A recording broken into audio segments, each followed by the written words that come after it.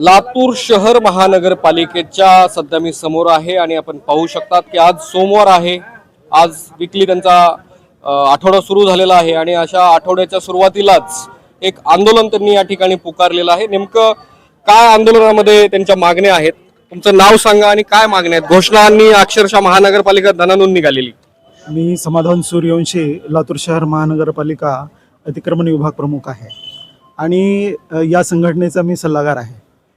आता लातूर शहर महानगरपालिकेचे जे 1200 कर्मचारी आहेत, या कर्मचाऱ्यांचा नियमित पगार होत नसल्याने आणि शासनाकडनं जे अनुदान आम्हाला मिळायला पाहिजे ते पुरेसं मिळत नसल्यानं आमच्या पगारी ह्या वेळेवर होत नाही आहेत आणि ह्या वेळेवर होण्यासाठी जे GST अनुदान आम्हाला वाढवून मिळायला पाहिजे ते मिळावं, यासाठी आम्ही हे आंदोलन पुकारलेलं आहे। माझ्यासोबत दुसरेही कर्मचारी आहेत। कुठल्या डिपार्टमेंटमध्ये काम करता तुम्ही? माझं नाव बालाजी काशनाथ शिंदे आहे। मी स्टोअर कीपर आहे महापालिकेमध्ये। मी लातूर शहर महापालिका कर्मचारी अधिकारी संघटनेचा उपाध्यक्ष म्हणून या ठिकाणी काम करत आहे। लातूर शहर महापालिका अधिकारी कर्मचारी संघटनेच्या वतीनं मागील 4 महिन्यापासून आम्ही सातत्याने आमचा जो दैनंदिन पगार आहे तो वेळेवर व्हावा म्हणून आम्ही संघटनेच्या वतीनं आमचे माननीय आयुक्त, माननीय उपायुक्त, माननीय आमच्या महापौर, माननीय स्थायी समिती सभापती, विरोधी पक्ष नेते, सभागृह नेते या सर्व आमच्या पदाधिकाऱ्यांना व अधिकाऱ्यांना आमच्या संघटनेच्या वतीनं वेळोवेळी निवेदन देऊन आमचा जो 2-2, 3-3 महिने पगार थांबतो, त्यामुळं आमच्या सर्व कर्मचाऱ्यांवर उपासमारीची वेळ आलेली आहे आणि अशामुळं आमचा जो कर्मचाऱ्यांनी जे बँकेचं लोन घेतलेलं आहे, पतसंस्थेचं कर्ज आहे, हे वेळेवर पगार होत नसल्यामुळे त्यांचं EMI वेळ जात नसल्यामुळं त्यांच्यावर उपासमारीची वेळ आलेली आहे। आम्ही वेळोवेळी जेव्हा आम्ही आंदोलन केलं त्याच्यामुळे एकमेव कारण आहे की आमचं GST अनुदान आम्हाला शासनाकडून कमी येत असल्यामुळं आमचा वेळेवर पगार होत नाही। म्हणून आता शासनाकडे आमची प्रमुख मागणी आहे की आमचं GST अनुदान आम्हाला लातूर शहर महापालिकेला कमीत कमी 8 कोटी रुपये मिळावं, ह्या उद्देशाने आम्ही या ठिकाणी शासनाला उद्देशून हे आंदोलन करत आहोत।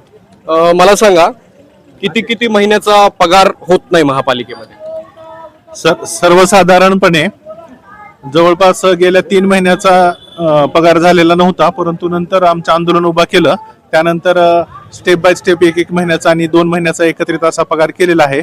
गत महिन्याचा पगार आज 9 तारीख असताना सुद्धा झालेला नाही। याला केवळ GST अनुदान कमी मिळतंय असं त्यांच्याकडनं कारण सांगितलं जात आहे, ते सत्य आहे। महाराष्ट्र शासनाच्या मोठमोठ्या प्रतिनिधी, लोकप्रतिनिधी, खासदार, आमदार, पालकमंत्री यांच्याकडेही आम्ही लातूर महानगरपालिका संघटनेने वेळोवेळी जाऊन स्वतः भेटून निवेदनं दिलेले आहेत, तरी काही त्याच्यामध्ये काही तिकडून काही फारसा पॉझिटिव्ह रिस्पॉन्स आलेला नाही।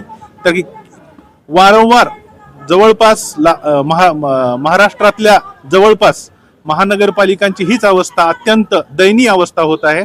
1-2 महानगरपालिका मुख्यत्वे सोडल्या तर ह्यांच्या स्तोत्र मोठे आहेत, त्यांचे मिळणारे अनुदान मोठे आहेत, परंतु लातूर असो, परभणी असो, अशा कित्येक महानगरपालिका त्यांचे अनुदान कमी आहेत आणि तिथल्या कामगारापासून ते कर्मचाऱ्यापर्यंत सर्वांवर उपासमारीची वेळ आलेली आहे। माझं शोभा ज्ञानोबा क्षीरसागर, महापालिकेचे कर्मचारी हा। मला सांगा, हे आंदोलन जे होतंय ते काय आहे, नेमकी मागणी काय? आमचं 7वं वेतन भेटत नाही, आमची वेळेला पगार होत नाही, आम्हाला कोण दखल देत नाही। आज आमचे लेकर बाळ रोडवर आले तर जेव्हा तेव्हा आम्हाला पगार जर मागायचा असलं तर भांडणं करायचं आणि 2 दिवसाला 8 दिवसाला आम्हाला पगार भेटतोय। बँकवाला नोटीसवर नोटीस पाठवायले तर 5 महिन्याला एकदा पगार उरलेले आहे। कामबंद आंदोलन हे बेमुदत कामबंद आंदोलन ठेवलेलं आहे। माननीय आयुक्त महोदयांशी आमची चर्चा झालेली आहे, त्यांनी वरच्या स्तरावर शासनाकडे आमच्या आजचं आंदोलन आहे याची पूर्तता करत आहेत। आता वरतून आम्हाला जेव्हापर्यंत निरोप येत नाही तोपर्यंत आमचं आंदोलन चालू राहणार आहे। आयुक्त असतील किंवा महापौर असेल, त्यांनी जोपर्यंत आमच्याशी संवाद साधत नाही तोपर्यंत आमचं हे आंदोलन असंच चालू राहील, असं या कर्मचाऱ्यांचं म्हणणं आहे। व्हिडिओ जर्नलिस्ट सोबत मी परमेश्वर सोनवणे, दर्पण मीडिया, लातूर शहर महानगरपालिका, लातूर।